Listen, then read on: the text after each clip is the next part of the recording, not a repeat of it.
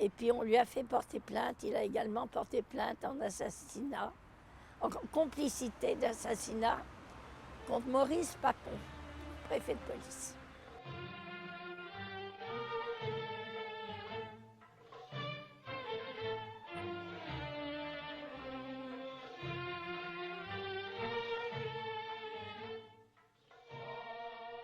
Avant d'arriver sur Nanterre, on a rencontré beaucoup de difficultés, beaucoup de gens qui n'étaient pas bien, si vous aimez mieux. Ça a tellement été choquant pour les premiers. Les premiers, quand ils ont vu les gens tirer, les gens les jeter dans la Seine, pour eux, c'était choquant. Hein. Nous, on a eu cette chance de ne pas être comme ça dans les débuts.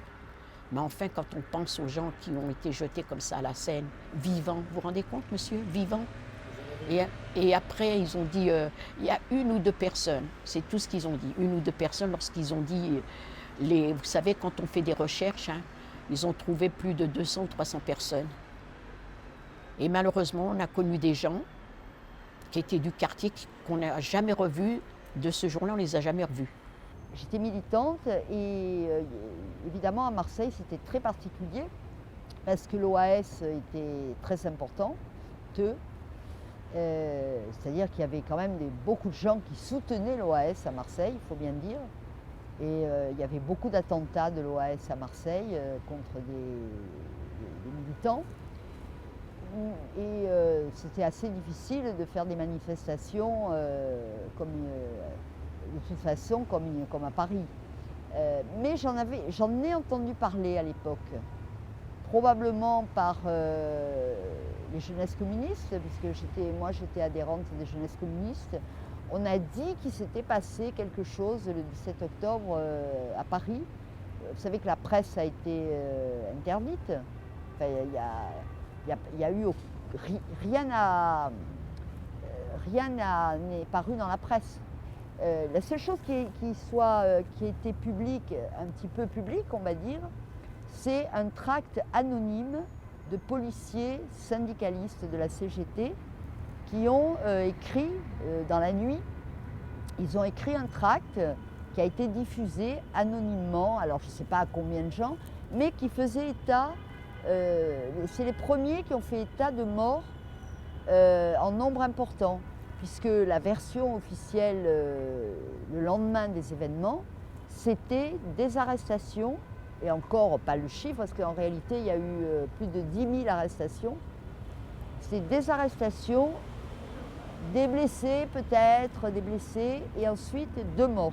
La déclaration du groupe de policiers républicains, ils ont dit qu'on a jeté à la Seine Hadi Maroufa, dans tous les ponts d'ailleurs, jeté comme ça, comme des ballons, et en même temps on a même brûlé vif avec l'essence, à Saint-Denis par exemple, avec de l'essence. Ils ont attaché des Algériens, les mains et les pieds bien sûr, ils lui mettaient de l'essence, tant qu'il bouge, il crie, on lui ajoute de l'essence et jusqu'à il n'y a pas de souffle. Qui montent et dans un sac, c'est les policiers français qui l'ont dit. Hein. On a pendu des Algériens dans les bois de Boulogne et les bois de Vincennes et les bois de Meudon. On les a pendus avec les fils de fer. La préfecture de la Seine, par exemple, où Papon il était, c'est la nuit du 17 octobre. Il y a eu quand même 150. Ça a été dit même par les policiers, ça a été rapporté même par les historiens français. Jean-Luc Hunaudi avec des détails. Et ben la cour de la préfecture, la nuit, il y a eu 100 et quelques jetés dans la nuit. Ils les ont tués au sein de la préfecture, ils les ont jetés à la Seine parce que la préfecture de la Seine, elle est à côté. Ça veut dire attenante à la Seine. Donc, nous avons estimé que le nombre de morts est de minimum 200 morts jetés dans la Seine ou tués sur place. Peut-être 400. Certains pensent à 400. Pourquoi nous disons minimum 200 ? Parce que, comme je vous le disais à l'instant, avec les arrestations, le lendemain ou surlendemain, un grand nombre de personnes, de militants arrêtés, ont été transférés en Algérie, soi-disant vers leur douar d'origine, alors qu'en fait, ils ont été transférés dans des camps d'internement, ici en Algérie. À partir de là, nous avons perdu leurs traces. Donc nous ne savions pas s'ils étaient vivants ou morts. Les 200 dont nous parlons sont les 200 qui résultent des rapports que nous avons reçus dans la semaine ou la quinzaine qui a suivi la manifestation. Et là, ce sont des chiffres précis venant de la part de l'organisation c'est-à-dire lorsque quelqu'un dit « j'étais à tel endroit, un tel qui était avec moi, je l'ai vu, il a été bastonné, assommé et jeté dans la Seine ». Là, on a fait ce calcul, on arrive à 200.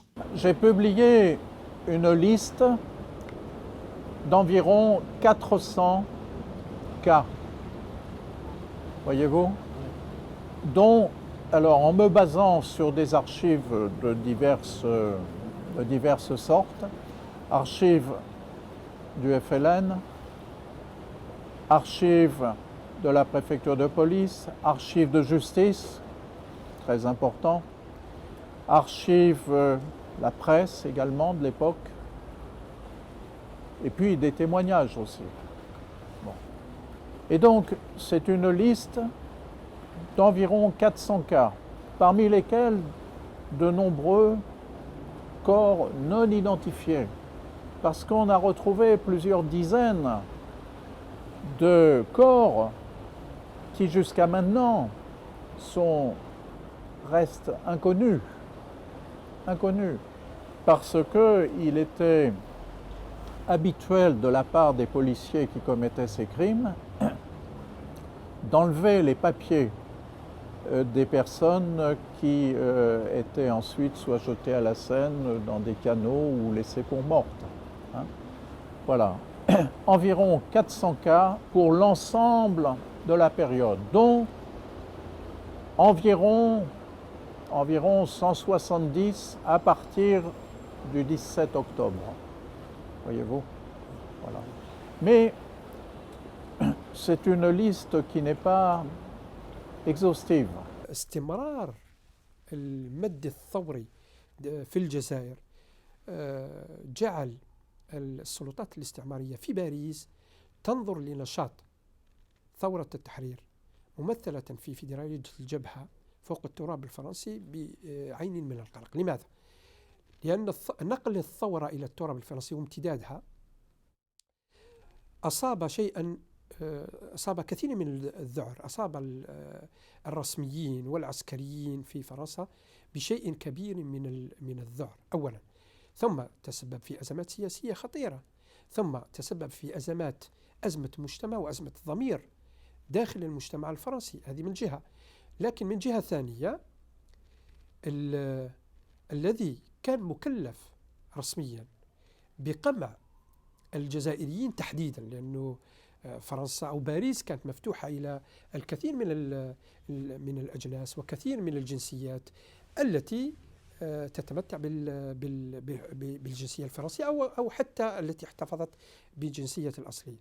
لكن الذي حصل أنه محافظ شرطة باريس، وللمفارقة الغريبة أنه محافظ شرطة باريس كان في عمالة قسنطينة في الخمسينيات، كان يشتغل في عمالة قسنطينة، ثم عين محافظ لشرطة باريس وكلف بتسيير الملف الأمني الخاص بالتعاطي مع الفرنسيين ذي الأصول الجزائرية، وهو أمر يعكس نزعة عنصرية في الحقيقة.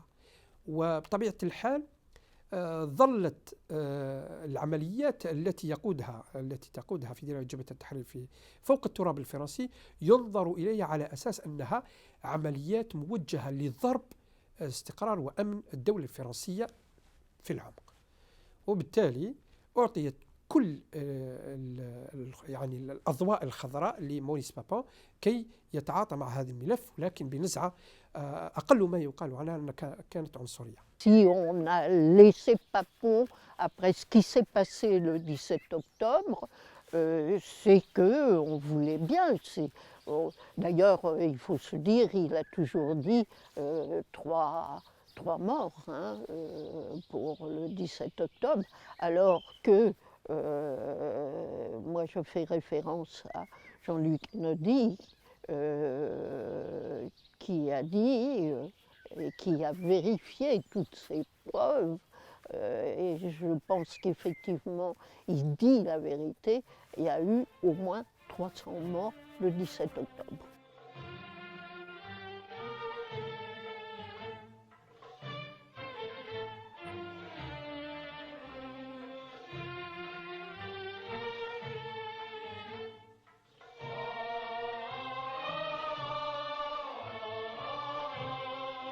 Le communiqué du 5 octobre qui annonce le couvre-feu suite à un conseil interministériel convoqué par le Premier ministre de l'époque, Michel Debré, qui décide donc de l'instauration de ce couvre-feu et qui a aussi, au même titre que le ministre de l'Intérieur, une responsabilité. C'était une provocation, bien entendu. Une provocation qu'il faut mettre en rapport avec, à mon avis, les négociations qui se déroulaient à Évian et qui devaient aboutir aux modalités de l'indépendance de l'Algérie. Il y avait, à mon avis, dans le gouvernement de l'époque, des dissensions très vives entre, d'une part, le général de Gaulle, qui souhaitait aboutir à une paix rapide, et le Premier ministre Michel Debré, qui, lui, ne se résolvait pas à l'indépendance de l'Algérie. Il était toujours attaché à l'Algérie française telle qu'elle avait été proclamée comme but du 13 mai 1958. Il en était resté là, si vous voulez. Il n'avait pas suivi le tournant du général de Gaulle.